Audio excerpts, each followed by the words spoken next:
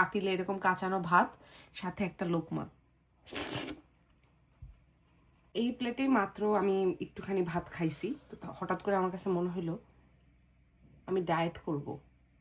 Then again I realised মানুষ জীবনে একবারই বাঁচে। তারপর আমি আবার একটু নিলাম।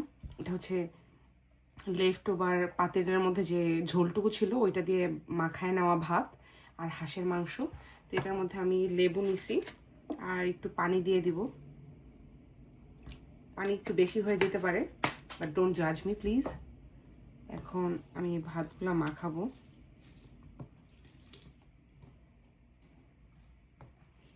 এটা মেখে যাবে, আপনারা টেনশন নিয়েন না, দুশ্চিন্তার কোনো কারণ নেই।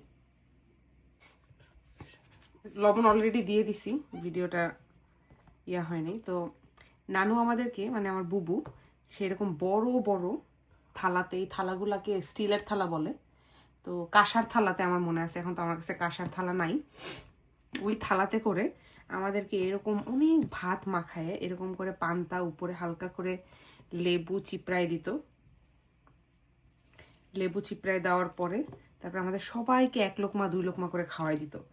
মানে আমি জানি না, অবশ্যই ওই স্বাদ থাকবে না, বাট স্টিল ভাত খাইতে খাইতে ওই স্মৃতিগুলো মনে করা।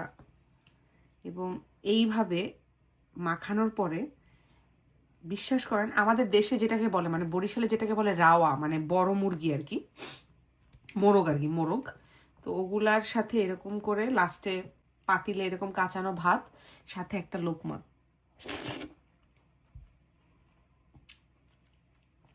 Believe me, the best bite ever.